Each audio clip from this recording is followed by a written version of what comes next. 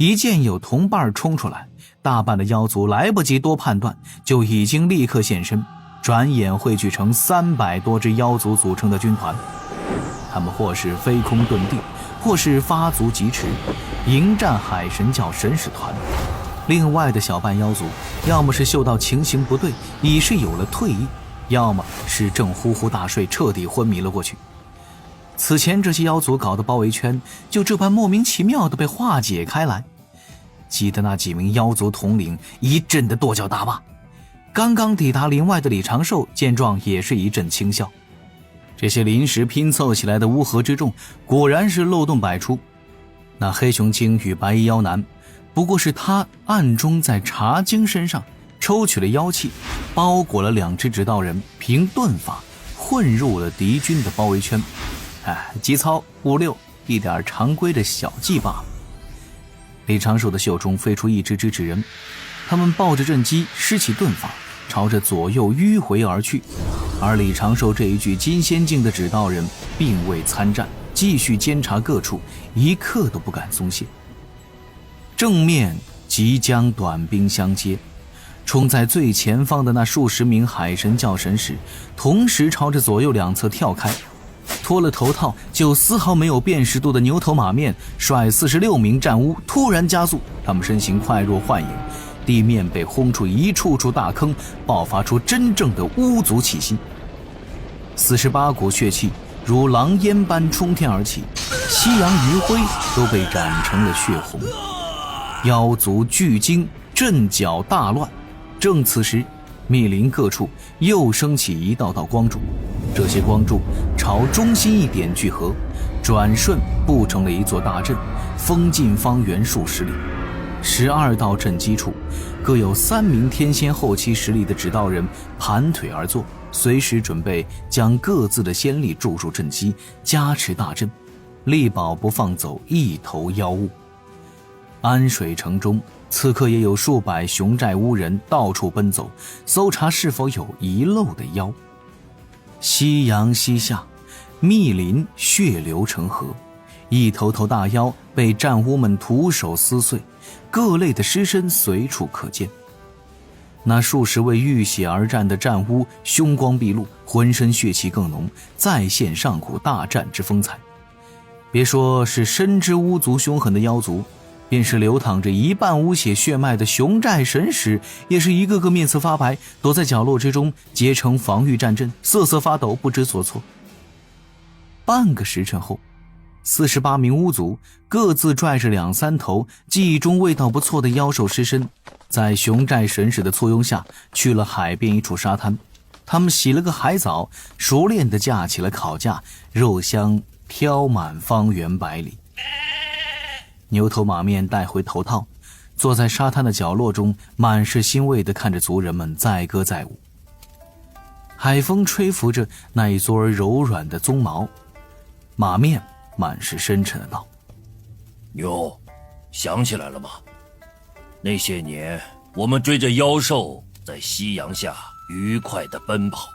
哎呀，马，这样的日子终于又回来了。快乐是怎么消失的呢？比起这个呀，我更想知道这些妖族投靠某教能有啥好处啊？就听背后传来一声：他们大多是被某教强行渡过去的吧。听到这熟悉的嗓音，牛头马面哆嗦了几下，立刻站起来。李长寿从不远处的一棵大树的树干中挤了出来，对着牛头马面作揖行礼：多谢2位前来相助。哎呦，还是您客气，这怎么能算？那个谢礼什么的就算了。之前渡仙门长寿小友说，您这也会有调料。一旁的马面忍不住翻了个白眼儿：你这脸皮越来越厚了，牛。啥？要啥灵兽？要啥长寿养的灵兽？牛头牛眼瞪圆。而你这马面怎么这么不识抬举？胡闹！今天咱们是来帮忙的，那些巫人跟咱关系再远，那也是咱巫族的一支。马面，你怎么能这样？你还有点良心没有？还想要杜仙门长寿小友养的那种粉粉的灵兽。马面顿时百口莫辩，整个屋都快被气昏过去了。啊，莫急莫急，两位莫急。李长寿已经是含笑拿出了2只宝囊，送去了几缸调料，又道：实不相瞒，我这早已派人去杜仙门以及各处防镇求购了一批灵兽过来。两位和巫族的兄弟们还请在此地多待些时日，灵兽会陆续送到。咱们也好好看看对方还有没有后续攻势。牛头一阵摇头晃脑，笑道：那咱们就遵海神大人的命令了。不对，门滚！咱们地府阴司的名声都被你败光了。马面忍不住破口大骂，抬起修长的大长腿对着牛头就踹了过去。牛头大笑着跳到一旁，两位勾魂使者迅速扭打成一团。刹那间，头套与鞋袜乱飞，星夜与海水同色。李长寿也被逗乐了，在沙滩上留下了爽朗的笑声。李长寿跟牛头马面闲聊了一阵，一旁有战巫送来大块上好的烤肉，牛头马面也没有吝啬，给巫人分去了大概0.01成的微辣调料。那香香辣辣的滋味飞速引爆这处沙滩，吃的不少巫族嗷嗷乱叫。牛头挑了一块最肥美的烤肉送过来，李长寿却面色尴尬地摇头拒绝。没办法，心底有些障碍。一直吃到月悬中庭，李长寿喊来远处等候的百名神使，将这些吃到走不动路的战巫抬回了海神庙。李长寿预估接下来西方教应该不会再有动作了，毕竟西方已经暴露了行动目的，且损失了一小撮战力。当风险与回报完全不成正比，但凡是有点理智之人都不会继续下去。可是李长寿还是稳了一手，保持着海神大庙附近几千里的监察网络，一刻都未松懈。一半心神照看海神教，一半心神用在清查南州水路上，自然还有部分心神一直保持在小琼峰，根在那里，自不能疏忽掉。接下来的2个多月，这些巫族一直都在安水城之中混吃混喝，也算是尝尽了人间的各类美味。可能是觉得白吃白喝有些不好意思，这些巫族给自己找了一点活，开始操练那些巫人族神使。操练不过几日，这些神使全都下不来床，走不成路，一个个哭天喊地，仿佛白长了这一身的腱子肉。李长寿对此并未多管，能够提升一下神使的战斗力，那自是有益无害。仔细思考过后，李长寿特意带着龙吉到了安水城，让龙吉偶然发现了巫族和巫人的存在。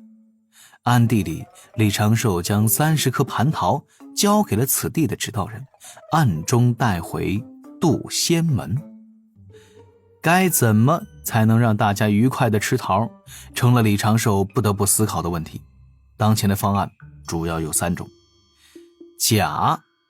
假装这是普通仙桃；乙，跟空虚掌门透个气儿，说是掌门赐下的；丙，把师傅和师妹他们一个个的敲晕，再挨个喂桃子吃。稳妥起见，李长寿还是决定用第4套方案，将蟠桃一部分酿成酒，就说自己无意之间搞出了一种无法再酿造的仙酒，送给师叔师伯师祖品尝。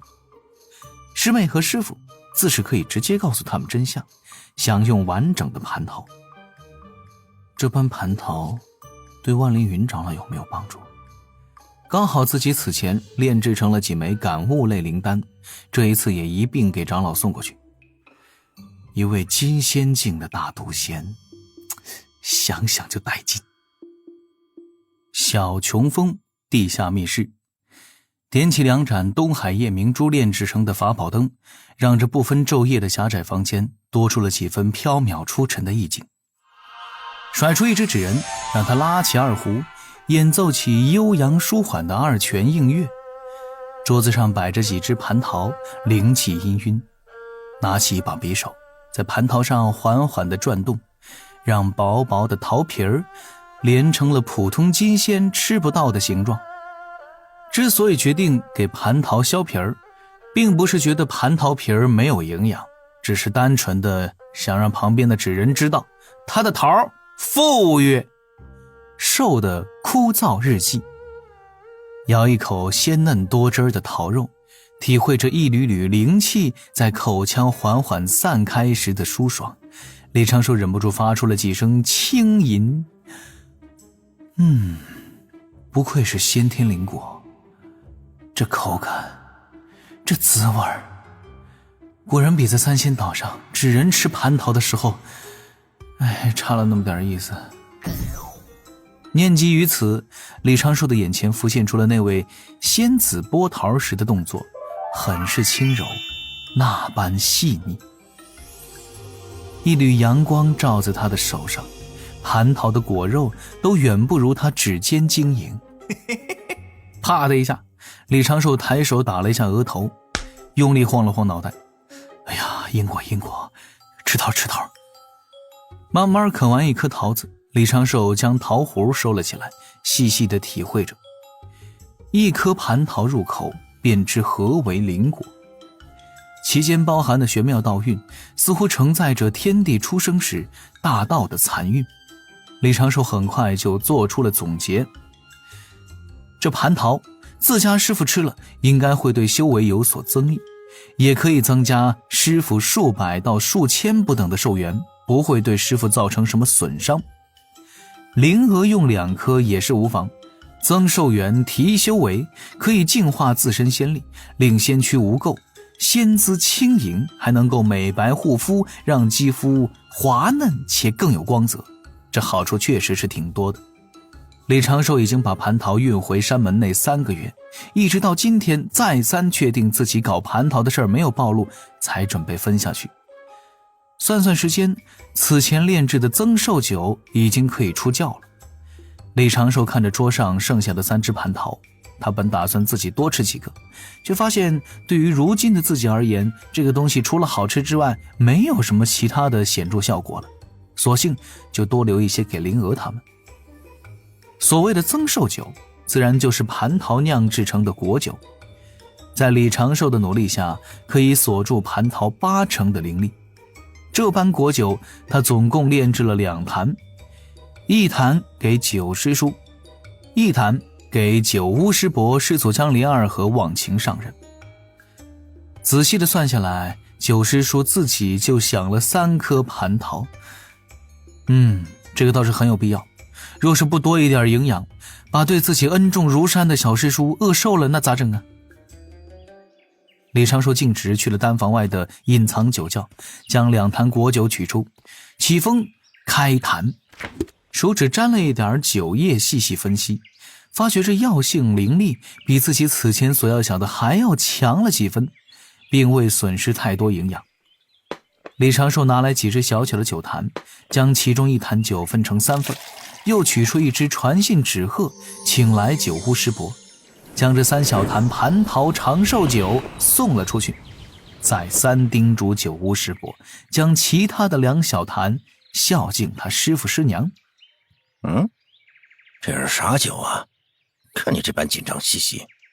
矮道人提着3坛酒，有些好奇地嗅了嗅。师父师娘平日里喝酒不多啊，你不如都给小九留着。已经给九师叔备下了1份。此酒可增寿元，是我偶然之下得了一些灵药炼制而成的。师伯莫要多问了，这不过是我孝敬师祖与师伯祖的一些心意，以后想要再有的话，估计就难了。行。九巫师伯笑着答应下来，并未多问半个字。增加寿元的灵药虽然十分珍贵，但是不知怎么，就算是李长寿拿出2瓶丹药，说这是太上老君的9转金丹，九巫都不会觉得这有啥可以值得惊讶的，麻木了没办法呀。目送九巫驾云而去，李长寿的仙识仔细盯了一阵，见九巫师伯将2小坛增寿酒送进了忘情居，这才是放心了一些。也不知道九师叔何时出关。李长寿的念头还未落，山风就带来了远处微弱的哈欠声。闲时早过，却见棋牌室2楼的一扇窗被推开，一抹倩影正用力伸着懒腰。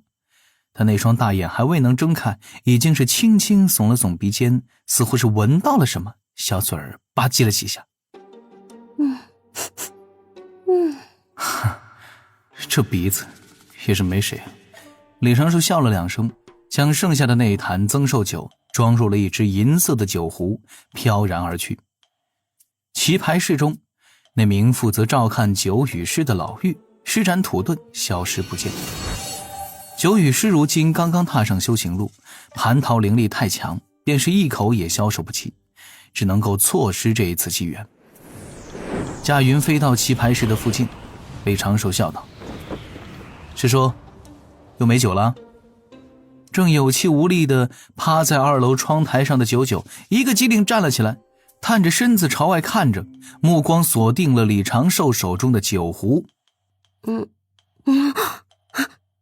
小寿寿！九九欢呼一声，满目感动，自窗台跃出，双手前探，做恶喵扑食状。李长寿起了捉弄之心，身形轻晃，后退半步，将酒壶收回了储物法宝。九九扑得太急，伴着一声直接就趴倒在了李长寿身后的草丛中，向前滑行出半丈，压垮了一根根小草，局部区域受灾尤为严重。不知为何，九九在那儿一动不动，装死默不作声，像极了在哪里倒下就在哪儿趴一会儿。